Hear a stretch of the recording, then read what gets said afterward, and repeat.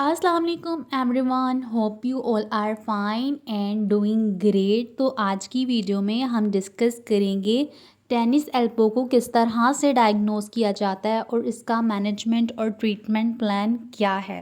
तो सबसे पहले जब आप अपने डॉक्टर के पास यानी हेल्थ केयर प्रोवाइडर के पास जाते हैं तो वो सबसे पहले आपकी फ़िज़िकल एग्ज़ामिनेशन करता है आपके एल्बो की, और इसमें चेक आउट करेगा कि पेन तो नहीं है, स्वेलिंग तो नहीं है, स्टिफनेस तो नहीं है एल्बो जॉइंट पे। फिर उसके बाद आपसे एक्टिविटीज़ के बारे में पूछेंगे कि कौन सी एक्टिविटीज़ हैं जो कोज़ कर रही हैं पेन। तो उसके बाद जो है डायग्नोसिस बनाया जाता है और इसके लिए जो है टेस्ट करवाए जाते हैं कुछ, जैसे एक्सरेज करवाया जाता है। ये रूल आउट करता है कि कोई आर्थराइटिस वगैरह तो नहीं या कोई ब्रोकन बोन तो नहीं है। उसके बाद इमेजिंग टेस्ट करवाए जाते हैं, जैसे कि अल्ट्रासाउंड हो गया, एमआरआई हो गया, सीटी स्कैन हो गया। इसमें असेस किया जाता है टेंडन को, और कोई मसल का अगर डैमेज है तो वो असेस कर लिया जाता है।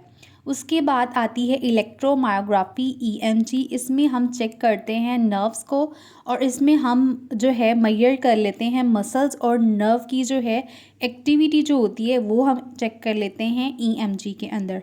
उसके बाद हम मूव करते हैं मैनेजमेंट और ट्रीटमेंट प्लान की तरफ। फ़र्स्ट ऑफ़ ऑल हम देख लेते हैं कि कौन सी कॉम्प्लिकेशंस हैं जो टेनिस एल्बो में आती हैं। तो सबसे पहले पेन जो है टेनिस एल्बो में आती है, जो कि क्या कर रही होती है, इसको एल्बो जॉइंट को क्या कर रही होती है, हार्ड कर रही होती है, ताकि जो फिज़िकल एक्टिविटीज़ हैं वो ना कर सके। और इस कंडीशन में क्या अफेक्ट हो रही होती है, हमारी ग्रिप यानी पकड़ने की सलाहियत, ठीक है, ये जो है डिफ़िकल्ट हो रही होती है। और जो टेनिस एल्बो जो होता है ना, ये क्या होता है, सीरियस कंडीशन हो जाती है अगर हम इसको लॉन्ग टर्म में लेके चलें। और उसके बाद जो है हम इसको किस तरह से मैनेज और ट्रीट करते हैं। तो टेनिस एल्बो जो है बेटर हो सकती है थोड़े से ट्रीटमेंट के साथ भी, अगर एक्यूट कंडीशन है। तो इसके लिए फ़र्स्ट ऑफ ऑल जो है ट्रीटमेंट प्रोटोकॉल होता है रेस्ट। रेस्ट से जो होता है क्या होता है कि एक्टिविटीज़ कम होती हैं, ठीक है ना। सेवरल वीक्स के लिए जब आप एक्टिविटीज़ कम करेंगे, रेस्ट करेंगे, तो टेंडन का जो टाइम है ना हीलिंग का, वो जो है फास्ट हो जाएगा। तो रेस्ट से जो है आपका जो है मैनेजमेंट हो सकती है टेनिस एल्बो की। उसके बाद जो है कुछ हम ड्रग्स लेंगे, मेडिकेशंस, जैसे कि एनसेड्स जो होती हैं non steroidal anti inflammatory drugs, ये लेंगे, जैसे आइब्यूप्रोफेन होगी या नेप्रोक्सिन होगी। तो ये जो होती हैं हील करती हैं पेन और इन्फ्लेमेशन को। उसके बाद जो है ब्रेसेस जो हैं ये हेल्प आउट करती हैं, सपोर्ट देती हैं ब्रेसेस, ताकि जो काउंटर फोर्स है वो ना लगे।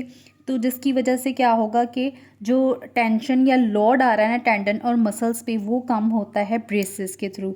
उसके बाद जो है एक फिजियोथेरेपी मैनेजमेंट, जो कि सबसे बेस्ट मैनेजमेंट है टेनिस एल्बो के लिए। तो फिज़िकल थेरेपी एक्सरसाइजेज जो होती हैं वो स्ट्रेंथन कर देती हैं जो बाजू के मसल्स होते हैं ना, और ग्रिप को भी ये स्ट्रेंथन करती हैं। और उसके बाद जो मसाज और अल्ट्रासाउंड थेरेपी है, ठीक है ना, ये टेक्निक जो है पेन को कम करती हैं और इम्प्रूव करती हैं आपके फोर आर्म के फंक्शन को। उसके बाद स्टेरॉइड इंजेक्शंस आ जाते हैं, जैसे कि कॉर्टिस्टेरॉइड्स जो हैं ये जॉइंट पे लगाए जाते हैं इंजेक्शंस, और ये जो है पेन और इन्फ्लेमेशन को जो है कम करते हैं। उसके बाद जो है फर्दर एक ट्रीटमेंट प्रोटोकॉल आता है जिसको हम कहते हैं प्लेटलेट रिच प्लाज्मा थेरेपी, यानी कि पीआरपी कहते हैं इसको। प्लेटलेट्स क्या होते हैं, एक टाइनी सेल फ्रेगमेंट्स होते हैं जो हमारे ब्लड के अंदर हो रहे होते हैं और हीलिंग का प्रोसेस कर रहे होते हैं।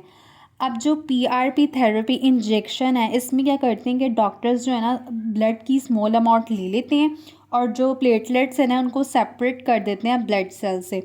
फिर उसके बाद इसको इंजेक्ट किया जाता है प्लेटलेट्स के अंदर और इंजर्ड एरिया के अंदर।